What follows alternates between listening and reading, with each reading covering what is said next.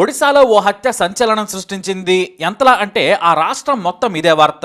కాకపోతే ఇది routine story, కానీ గ్రామ ప్రజల హంగామా మాత్రం ఫ్యాక్షన్ సినిమాను తలపించింది.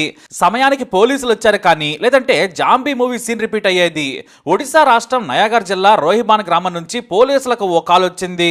ఇద్దరు వ్యక్తులను గ్రామస్తులు వెంటాడుతున్నారు, వారు దొరికితే చంపేస్తామని చెబుతున్నారు అని పోలీసులకు చెప్పారు. దీంతో పోలీసులు వెంటనే రంగంలోకి దిగారు. గ్రామం మొత్తం అల్లకల్లోలంగా ఉందని విఆర్ఓ పోలీసులకు సమాచారం ఇచ్చాడు. దీంతో స్పెషల్ బెటాలియన్ కూడా ఆ గ్రామానికి బయలుదేరింది. ఓ బైక్ పై యువతి యువకుడు వేగంగా వెళుతున్నారు. గ్రామం మొత్తం వారిని వెంటాడింది. ప్రాణాలతో బయటపడేందుకు బైక్ ను తిప్పుతూ ఉన్నాడు ఆ వ్యక్తి. పైగా చేతిలో కత్తి కూడా ఉంది. కొంతమంది భయపడ్డా కూడా మరికొంతమంది యువకులు మాత్రం మిమ్మల్ని చంపాకే వదిలిపెడతామన్నారు. మొత్తానికి ఆ గ్రామం మొత్తం అల్లకల్లోలంగా మారిపోయింది. అయితే ఓ ఇంట్లో దూరింది ఆ జంట. లోపలికి దూరి లోపల నుంచి గడియ పెట్టుకున్నారు. గ్రామస్తులు ఆ ఇంటి తలుపులు బద్దలు కొడతామన్నారు. కానీ ఆ ఇంటి యజమాని మాత్రం నా ఇల్లు ధ్వంసమైతే నేనూరుకోను, కేసు పెడతానన్నాడు. ఇంతలో పోలీసులు వచ్చేశారు. అందరినీ ఆ ఇంటి దగ్గర నుంచి పంపించే ప్రయత్నం చేశారు. కానీ గ్రామస్తులు మాత్రం ఒప్పుకోలేదు. వారిని తమకు వదిలేస్తే చంపేస్తామంటున్నారు. ఎంతకు కూడా వినడం లేదు. దీంతో ఇక స్పెషల్ ఫోర్స్ వచ్చే వరకు పోలీసులు ఆ ఇంటికి కాపలాగా ఉన్నారు. దాదాపు 500 మంది గ్రామస్తులు ఆ ఇంటి ముందు గుమిగూడారు. ఇక ఈలోపు స్పెషల్ ఫోర్స్ టీం కూడా వచ్చింది. పోలీసులు రాగానే ఆ గ్రామస్తులందరినీ కూడా అక్కడ నుంచి చెదరగొట్టారు. ఆ తర్వాత ఆ జంటకు ముసిగేసి పోలీస్ కార్లు అక్కడి నుంచి స్టేషన్ కి తరలించారు. ఆ తర్వాత అదే స్టేషన్ లో సదరు యువతి యువకుడిని పోలీసులు ప్రశ్నించారు. ఓ గలీజ్ క్రైమ్ కథ బయటకు వచ్చింది. ఇప్పుడు స్టేషన్ లో ఉన్న ఆ యువతి పేరు జ్యోత్సా రాణి నాయక్. ఆమెతో పాటు కూర్చున్న వ్యక్తి ఆమె ప్రియుడు ప్రతాప్ సామల్. అయితే ఈ కథ వీరిద్దరితోనే మొదలు కాలేదు, చాలా ఉంది. ఈ రాణి వగలమారి, మోస్ట్ బ్యూటిఫుల్ అనుకోండి. అందుకే అంతా అందాల రాణి అంటారు. ఈమె గ్రామంలో మద్యం అమ్ముతూ ఉంటుంది. ఈమె భర్త పేరు ప్రకాష్ నాయక్. వీరిద్దరికి 9 ఏళ్ల క్రితం పెళ్లయింది. రాణి ప్రకాష్ లకు 7 ఏళ్ల కూతురు, 5 ఏళ్ల కొడుకు ఉన్నారు. అయితే భర్త ప్రకాష్ వ్యవసాయం చేస్తూ ఉంటాడు. ఈ రాణి మాత్రం మద్యం వ్యాపారం చేస్తుంటుంది. మద్యంతో పాటు మంచింగ్ లోకి మంచి స్టఫ్ కూడా ఇస్తుంటోంది. ఇక నచ్చిన వారికి, తనకు కాస్త డబ్బు సాయం చేసే వారికి తానే మంచింగ్ గా మారిపోతూ ఉంటుంది. ఆమె గ్లామర్ అలాంటిది. మరి మద్యం తాగడానికి వచ్చినా కూడా చాలా మంది మాత్రం ఆమె దగ్గరకు ఆ అందాన్ని తాగేందుకు వస్తుంటారు. ఆమె బ్యూటీ ఎంతలా ఉంటుందంటే వారిచ్చే క్వార్టర్ డబ్బులతో ఆ అందాన్ని పోల్చలేం. అందుకే యువకులు కూడా ఆమె దగ్గరకు బీర్ల నుంచి విస్కీ వరకు కొనేందుకు ఎగబడుతుంటారు. తెగ సంపాదించేస్తూ ఉంటుంది ఈ రాణి. అలాగే ఏడాదికో ప్రియుడిని కూడా మారుస్తూ ఉంటుంది. మొదట గ్రామంలోని ఓ 21 ఏళ్ల యువకుడితో అక్రమందం పెట్టుకుంది 32 ఏళ్ల రాణి. ఆ కుర్రాడితో పక్క టౌన్ నుంచి మద్యం సరుకు తెప్పించుకునేది. బైక్ మీద అతనితోనే కలిసి వెళ్లి సరుకులు తెచ్చుకునేది. ఇక సినిమాలు, షికార్లు కామనే. పిల్లలు స్కూల్కి వెళ్తారు, భర్త మధ్యాహ్నం పనికి వెళ్తాడు. ఇంకేముంది, ఆ కుర్రాడికి కావలసిన సరసం సరికిచ్చి తాను ఎంజాయ్ చేస్తూ ఉంటుంది. కానీ ఆ కుర్రాడి తల్లిదండ్రులు బలవంతంగా పెళ్లి చేశారు. అంతేకాదు, రాణి దగ్గరకు వెళితే కాళ్ళు 2 విరగొడతామన్నారు. మరోవైపేమో కొత్త పెళ్ల మోజులో పడి రాణిని వదిలేశాడు. బెల్లం ఉన్న చోట ఈగల వాలినట్లు గ్లామర్ ఉన్న చోట కామాందులకు కరువేంటి. అందుకే వితిన్ అవర్స్ లో తన కోసం రోజు మద్యం పేరుతో వచ్చి సొంగ కార్చే ఓ యువకుడితో అక్రమందం పెట్టుకుంది. అతని నుంచి కావలసినంత డబ్బు కూడా లాగేసింది. మరోవైపు భర్త తన భార్య స్వాతి ముత్యంలో ఆణిముత్యం అనుకున్నాడు. పైగా భర్త ప్రకాష్ అమాయకుడు. తన భార్య డబ్బు బాగా సంపాదిస్తుంది అనుకుంటున్నాడంతే. అయితే ఈ వగలమారి రాణి జీవితంలోకి ఎంతో మంది వచ్చారు, వెళ్లారు. కానీ ప్రతాప్ ఎంట్రీ ఆమె జీవితాన్నే మార్చేసింది. మొదట మద్యం తాగేందుకు రోజు రాణి దగ్గరకు వచ్చేవాడు. నువ్వంటే నాకు ఇష్టం, నీ అందం చూసి ప్రేమించడం లేదు, కానీ నువ్వంటే ఎందుకో నాకు ఇష్టం అన్నాడు. అప్పుడే రాణి సినిమా డైలాగ్ కొట్టింది. నా దగ్గర 4 ఏళ్లుగా మద్యం తాగుతున్నావు, ఈ విషయం ఎప్పుడు ఎందుకు చెప్పలేదని అడిగింది. నువ్వు నన్ను పట్టించుకోవడం లేదు, వేరే వాళ్ళతో బిజీగా ఉంటున్నావు, నా ప్రేమ నీకు అర్థం కాలేదన్నాడు.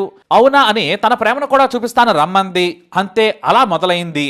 ఇద్దరు భర్త లేని సమయంలో రెచ్చిపోయేవారు. ఇద్దరు పెళ్ళై పిల్లలున్నా కూడా ప్రేమలో పడ్డారు. ఇలా ఏడాది పాటు ఇద్దరు కలిసే ఉండేవారు. తనకు వ్యవసాయం పని ముగియగానే రాణి దగ్గరకు చేరుకునేవాడు ప్రకాష్. ఆమెకు కావలసిన సరుకులు తెచ్చిపెట్టి సాయంగా ఉంటూ ఉండేవాడు. ఎంత చేసినా కూడా ప్రకాష్ పేరుకే భర్త, కానీ మొత్తం ప్రతాప్ మాత్రమే ఆమెకు లవర్. అయితే ఇలా సాగుతూ ఉండగా జనవరి 18న అందాల రాణి తన ప్రియుడు ప్రతాప్ తో శృంగారంలో బిజీగా ఉండిపోయింది. అంతా మైమరిచిపోయింది. లోపల గదిలోకి ఎవరో రారులే అనుకుంది. కానీ భర్త సడన్ గా ఎంట్రీ ఇచ్చాడు. అక్కడే ఇద్దరిని చూశాడు. ఒక్కసారిగా షాక్ అయిపోయాడు. అంతే, వెంటనే పక్కనే ఉన్న కర్ర తీసుకుని ప్రతాప్ మీద దాడి చేశాడు ప్రకాష్. కానీ వెనుక నుంచి భర్తను మరో కర్రతో తల మీద బాధింది రాణి. ఆ వెంటనే ప్రతాప్ తేరుకొని రాణి భర్త ప్రకాష్ తల మీద చచ్చే వరకు కొట్టి చంపాడు. క్షణంలో హత్య చేసేశారు. ఇక రాణి అసలే దేశముద్ర కదా, బెడ్ కిందే గొయ్యి తీయమని ప్రియుడికి చెప్పింది. ముందు బయటికెళ్లి గేటు తలుపు వేసేసి గొయ్యి తవ్వారు. ఆ కిందే భర్త మృతదేహాన్ని పాతి పెట్టేశారు. ఆ తర్వాత రక్తం అంటిన బట్టలను కూడా అదే గొయ్యిలో పాతి పెట్టారు. ఆ తర్వాత బెడ్ ని దానిపై జరిపేశారు. కానీ వాసన ఎక్కువ వస్తూ ఉండడంతో బయట నుంచి మట్టి తీసుకొచ్చి ఇంట్లో పోసింది రాణి. అప్పటికే చుట్టుపక్కల వాళ్ళు నట్టింట్లో ఇలా మట్టి పోసుకుంటున్నావేంటి అని అడిగినా కూడా ఆమె ఏమీ చెప్పేది కాదు.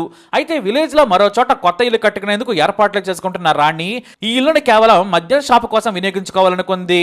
మొగుడిని చంపిన తర్వాత కూల్ గా వ్యాపారం చేసుకుంటోంది. మొత్తానికి ఏమీ తెలియనట్టే డ్రామాలాడింది రాణి. ఇక పిల్లలేమో నాన్నెక్కడా అంటే ఊరెళ్ళాడని చెప్పేది. ఇక అదే గ్రామంలో దూరంగా ఉండేవాడు ప్రకాష్ తండ్రి. కొడుకు పొలం దగ్గరకు రాకపోవడంతో ఇంటికి వచ్చాడు.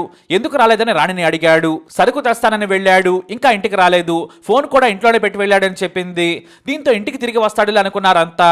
కానీ 15 రోజులు దాటినా కూడా కొడుకు రాకపోవడంతో ప్రకాష్ తండ్రి పోలీసులకు ఫిర్యాదు చేశాడు. పోలీసులు వచ్చి విచారణ చేసినా రాణి తనకేమీ తెలియదని చెప్పింది.